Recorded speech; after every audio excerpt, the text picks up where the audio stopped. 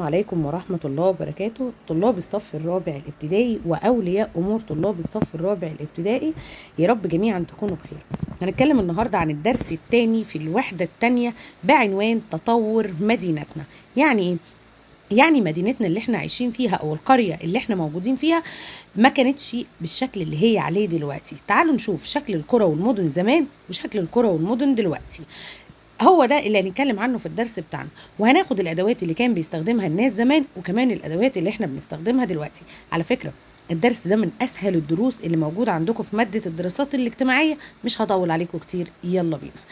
اول حاجة عندي عايز اعرف كيف كان شكل مدينتنا او قريتنا في الماضي وازاي بقت دلوقتي.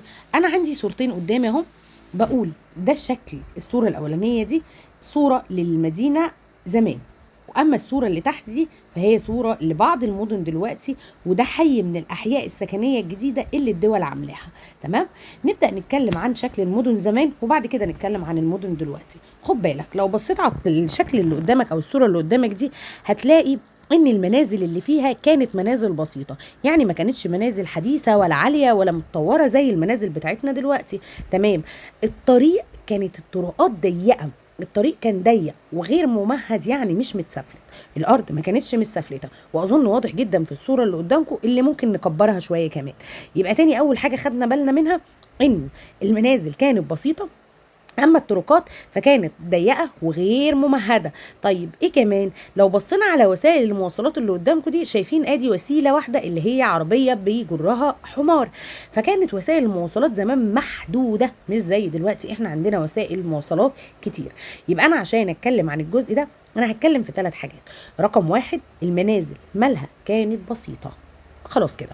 اما الطرق او الطرقات جمع طرق، برضو طرقات جمع طريق. الطرقات كانت ضيقة ومش ممهدة. وطب وسائل المواصلات كانت محدودة أو كانت قليلة. وكده احنا خلصنا الكلام عن المدينة زمان. ندخل بقى مع مرور الزمن ودلوقتي نشوف شكل المدينة اللي قدامنا.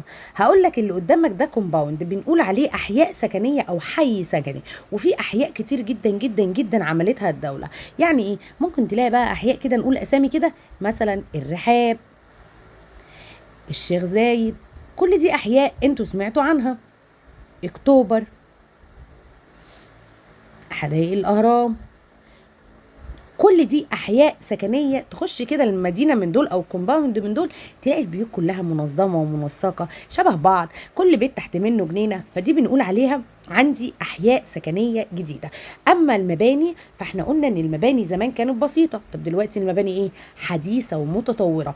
انت دلوقتي يعني المباني زمان كانت البيت بيبقى عباره عن دور او دورين، ما بيزيدش عن ال3 ادوار، وده كده بيبقى عالي قوي في نفسه. انما احنا دلوقتي عندنا حاجه اسمها ابراج، كلكم عارفين شكل البرج. البرج ادوار كتير جدا، فالمباني بقت حديثه. اما الاحياء السكنيه فبقت بالشكل اللي انتوا شايفينه قدامكم ده. طب الطرق اللي احنا اتكلمنا عنها وقلنا ان هي كانت ضيقه تم توسيعها بقت اوسع. طب ما كانتش ممهده، ما كانتش متسفلته، اصبحت ممهده. اما وسائل المواصلات فبقت اكتر كتير ومتنوعه، مش بس متنوعه، ده اصبحت اكثر سهوله وراحه. تقدر تسافر باي شكل انت عايزه، تسافر في البر، تسافر في البحر، تسافر في الارض، تركب اتوبيس، تركب قطر، تركب مترو، اللي انت عايزه. تمام، نبقى تاني حاجات بسيطه قوي بنتكلم عنها في الماضي، وبنقول ان المنازل كانت بسيطه، الطرقات او الطرق كانت ضيقه وغير ممهده. طيب المواصلات كانت محدوده. دلوقتي عندي مباني حديثه، احياء سكنيه جديده، وكمان طرق ممهده وواسعه، وعندي انواع كتيره من وسائل المواصلات اللي سهلت الحياه وخلت المواصلات اكتر ايه؟ اكتر راحه. ده كان الجزء الاولاني من الدرس. تعالوا نكمل. بيقول لي جهود الدولة لتطوير المساكن والخدمات.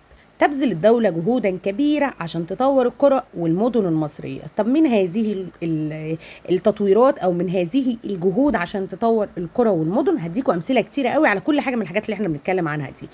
عندي الدولة عملت العديد من المدن الجديدة، وده أنا لسه قايله لكم أمثلة للمدن.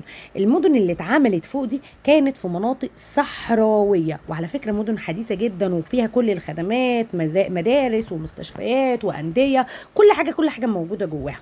طيب هي ليه الدولة عملت مدن جديدة في المناطق الصحراوية؟ طبعا كلكم عارفين السؤال اللي يجي في الجزء ده، لما اقول لك ليه او لماذا يبقى انا هسأل واقول بما تفسر. ايه السبب في ان الدولة عملت مدن جديدة في المناطق الصحراوية؟ هتقولي بهدف تقليل الازدحام، يعني عشان تقلل الزحمة في المدن القديمة أو المدن اللي موجودة حاليا. طب إيه كمان؟ قامت الدولة بتطوير الريف المصري. الريف ده اللي هي القرى. طب طورتها من خلال ايه؟ عملت لهم مبادرة كاملة جدا اسمها حياة كريمة. دخلت لهم عملت مدارس في القرى، دخلت لهم مية حلوة، عملت لهم صرف صحي، ظبطت لهم الدنيا يعني من الاخر. فبنقول الدولة بذلت جهود كتيرة. زي ايه تاني مجهود عندنا او تاني جهد في التطوير عندنا؟ تطوير الريف المصري وهي القرى المصرية من خلال مبادرة حياة كريمة. تعالوا نتكلم بعد كده عن تحسين محطات مياه الشرب. الدولة طورت لنا محطات اللي بتنظف المية اللي احنا بنشربها. مش بس كده، دي طورت لنا او حدثت شبكات الكهرباء. زمان كانت الكهرباء بتقطع كتير جدا، ومن زمان قوي يعني، ده كان من قريب، من سنين قريبة. انما دلوقتي تم تحديث شبكات الكهرباء، فالكهرباء بقت ما بتقطعش. وكمان تم تحديث شبكات الصرف الصحي. ومياه الصرف الصحي دي اللي هو سوري يعني مياه المجاري. فطورت الدولة مياه الصرف الصحي وعملت شبكات او عملت محطات جديدة لتطوير مية الصرف الصحي دي. زي ايه؟ انا عايزة اديكم مثال دلوقتي واقول لكم محطة اسمها محطة الجبل الاصفر، والمحطة دي موجودة في محافظة الايه؟ القليوبية. يبقى تاني، الدولة حسنت محطات مياه الشرب، حدثت شبكات الكهرباء، وحسنت كمان وطورت محطات الصرف الصحي. زي ايه؟ عملت محطات جديدة زي محطة الجبل الأصفر اللي موجودة في محافظة القليوبية. عندي كمان الدولة رقم 4 إزالة العديد من المناطق العشوائية. شالت العشوائيات زي الصورة اللي قدامنا دي على الشمال، وبنت مكانها مساكن بديلة آمنة ومناسبة. على فكرة العشوائيات دي كانت بيوت معمولة غلط، مبنية غلط، مش مبنية بشكل صحيح، فيها زي نظام عشش كده. فكانت من السهل جدا ان ممكن تقع على دماغ الناس اللي عايشين جواها. الدولة راحت شايلة كل الكلام ده، عملت لهم منازل جديدة شكلها حلو جدا، واللي احلى من شكلها ان هي آمنة ومناسبة للحياة، بدل الشكل الغير آدمي اللي موجود في الصورة اللي على الشمال دي. تمام؟ يبقى تاني، جهود الدولة عملت جهود كتير. انشأت العديد من المدن الجديدة في المناطق الصحراوية. ايه كمان؟ تحسين مياه الشرب، تحسين محطات مياه الشرب، وتحديث شبكات الكهرباء، وتحديث شبكات الصرف الصحي ومحطات الصرف الصحي. عملت محطات صرف صحي جديدة زي محطة الجبل الأصفر في القليوبية.